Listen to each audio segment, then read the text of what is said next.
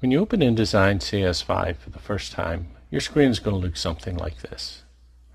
May vary a little bit, but basically you're going to have the welcome screen in the middle here. On the left hand side, you can choose to open a recent item. Obviously, if you have no recent items, you're not going to be able to open anything. I have some down here, but you can always go to open and open something that's been created or perhaps in a previous version, and it'll always default to the last accessed folder. I'll just cancel out of this here. If you're starting something new, you can create a new document, and that's what you're going to be using most of the time. Documents, whether you're creating letterhead, brochures, or catalogs, you'll start with a document. Books are a series of documents put together, and we deal with that in the advanced course of InDesign. And then we have libraries. Libraries are a collection of InDesign items which are easily accessible, like logos or text you use all the time that you can easily drag onto any document. The rest of the page here is set up to give you access to Adobe's various groups and online access that will help you.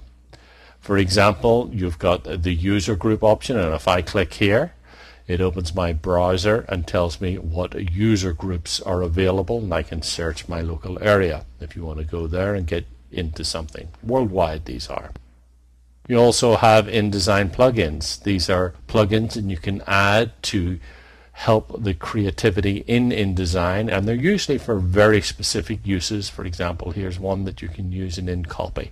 I don't use InCopy, and in fact I really don't have any use for any of these particular plugins, but you may because of the specific nature of the work you do. Let me just go back here and look at one more. That's Adobe TV. Here you can go and view videos made by Adobe, and some of these are fun, especially you're finding out an overview of some of the other features in InDesign.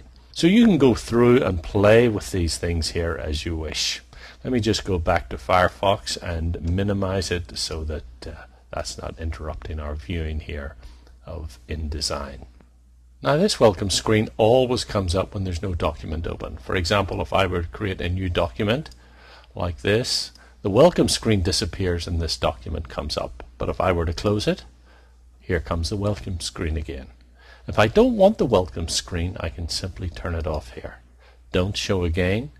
Now, when I go File, New Document, click on OK, close it, the welcome screen's gone.